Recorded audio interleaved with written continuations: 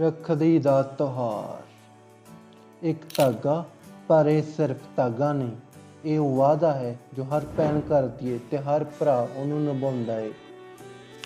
ਰੱਖੜੀ ਸਿਰਫ ਤਿਉਹਾਰ ਹੀ ਨਹੀਂ, ਇਹ ਇੱਕ ਭਾਵਨਾ ਹੈ, ਇਹ ਇੱਕ ਰਿਸ਼ਤਾ ਹੈ ਜੋ ਲਹੂ ਤੋਂ ਵੀ ਗੁਦਾ ਹੁੰਦਾ ਹੈ। ਪਰ ਕੀ ਤੁਸੀਂ ਜਾਣਦੇ ਹੋ ਪੰਜਾਬ ਵਿੱਚ ਰੱਖੜੀ ਦੀ ਸ਼ੁਰੂਆਤ ਕਿਵੇਂ ਹੋਈ ਸੀ? ਇਹ ਕਹਾਣੀ ਕਿਤਾਬਾਂ ਵਿੱਚ ਨਹੀਂ, ਦਿਲਾਂ ਵਿੱਚ ਲਿਖੀ ਗਈ ਸੀ।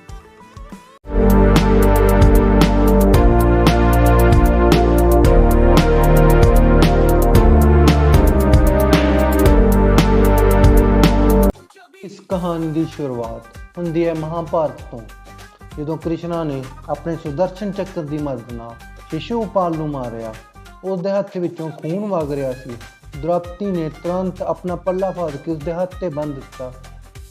ਇਹ ਸੀ ਨਿਸ਼ਾਨੀ ਪਿਆਰ ਤੇ ਭਰੋਸੇ ਦੀ। ਕ੍ਰਿਸ਼ਨਾ ਨੇ ਇਸ ਪੱਲੇ ਨੂੰ ਰੱਖੜੀ ਸਮਝ ਕੇ ਵਾਅਦਾ ਕੀਤਾ ਕਿ ਉਹ ਜਿਉਂਦਿਆਂ ਜੀ ਦ੍ਰੋਪਦੀ ਦੀ ਰੱਖਿਆ ਕਰੇਗਾ, ਅਤੇ ਉਸਨੇ ਇਹ ਵਾਅਦਾ ਪੂਰਾ ਵੀ ਕੀਤਾ। ਜਦੋਂ ਦ੍ਰੋਪਦੀ ਦਾ ਚੀਰਨਹਾਰ ਹੋ ਰਿਹਾ ਸੀ ਤੇ ਉਹ ਬੇਇੱਜ਼ਤ ਹੋ ਰਹੀ ਸੀ, ਕ੍ਰਿਸ਼ਨ ਨੇ ਆਪਣੀ ਅਦ੍ਰਿਸ਼ ਸ਼ਕਤੀ ਦੀ ਮਦਦ ਨਾਲ ਉਸ ਦੇ ਪੱਲੂ ਨੂੰ ਅਨੰਤ ਕਰ ਦਿੱਤਾ। ਇਸ ਤਰ੍ਹਾਂ ਕ੍ਰਿਸ਼ਨਾ ਨੇ ਦ੍ਰੋਪਦੀ ਨੂੰ ਬੇਇੱਜ਼ਤ ਹੋਣ ਤੋਂ ਬਚਾ ਲਿਆ ਅਤੇ ਉਸ ਨਾਲ ਕੀਤਾ ਵਾਅਦਾ ਪੂਰਾ ਕੀਤਾ। ਇਸ ਤਰ੍ਹਾਂ ਸ਼ੁਰੂਆਤ ਹੋਈ ਰੱਖੜੀ ਦੀ। ਪਰ ਪੰਜਾਬੀਆਂ ਨੇ ਵੀ ਇਹ ਧਾਗਾ ਆਪਣੇ ਤਰੀਕੇ ਨਾਲ ਸਜਾਇਆ। ਜਿੱਥੇ ਰੱਖੜੀ ਸਿਰਫ ਇੱਕ ਰਸਮ ਨਹੀਂ, ਇਹ ਇੱਕ ਵਿਰਾਸਤ ਹੈ। ਸਾਉਣ ਦੇ ਮਹੀਨੇ ਵਿੱਚ ਭੈਣਾਂ ਆਪਣੇ ਭਰਾਵਾਂ ਨੂੰ ਰੱਖੜੀਆਂ ਭੇਜਦੀਆਂ ਹਨ, ਬੇਸ਼ੱਕ ਉਹ ਕਿਸੇ ਹੋਰ ਪਿੰਡ ਜਾਂ ਸ਼ਹਿਰ ਵਿੱਚ ਰਹਿੰਦੀਆਂ ਹਨ। ਉਹ ਰੱਖੜੀ ਜੋ ਸਾਦਾ ਕਾਗਜ਼ ਬਲਕਿ ਸੁੰਦਰ ਲੇਖ ਨਾਲ ਭੇਜੀਆਂ ਜਾਂਦੀਆਂ ਹਨ। ਇੱਕ ਰਿਸ਼ਤਾ ਜੋ ਪੱਤਰਾਂ ਤੋਂ ਦਿਲਾਂ ਵਿੱਚ ਵਸਦਾ ਸੀ। ਵਾਹਿਗੁਰੂ। ਸਿੱਖ ਇਤਿਹਾਸ ਵਿੱਚ ਜਿੱਥੇ ਧਾਰਮਿਕ ਰਸਮਾਂ ਦਾ ਸਵਾਲ ਹੀ ਨਹੀਂ ਉੱਠਦਾ, ਉੱਥੇ ਰੱਖੜੀ ਨੇ ਆਪਣੀ ਅਹਿਮ ਜਗ੍ਹਾ ਬਣਾ ਲਈ ਹੈ।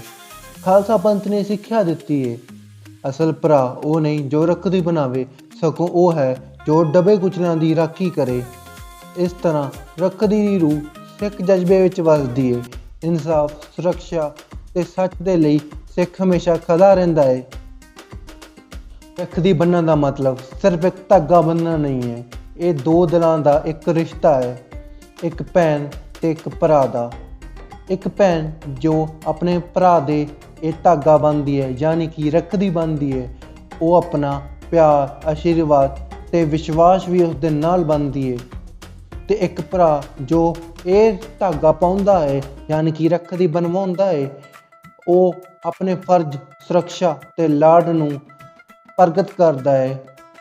ਅੱਜ ਵੀ ਜਦ ਰੱਖੜੀ ਦਾ ਦਿਨ ਆਉਂਦਾ ਹੈ ਤਾਂ ਘਰਾਂ ਵਿੱਚ ਪੁਰਾਣੀਆਂ ਯਾਦਾਂ ਜਾਗ ਜਾਂਦੀਆਂ ਨੇ।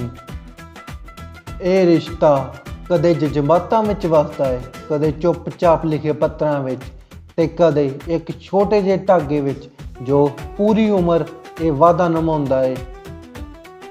ਜੇ ਇਹ ਕਹਾਣੀ ਤੁਹਾਨੂੰ ਵਧੀਆ ਲੱਗੀ ਹੈ ਤਾਂ ਇਸ ਵੀਡੀਓ ਨੂੰ ਲਾਈਕ ਕਰੋ ਅਤੇ ਆਪਣੇ ਭੈਣ ਭਰਾਵਾਂ ਨਾਲ ਸ਼ੇਅਰ ਕਰੋ ਤੇ ਕਮੈਂਟ ਵਿੱਚ ਲਿਖੋ ਆਪਣੇ ਰੱਖੜੀ ਦੀ ਯਾਦਗਾਰ ਯਾਦ।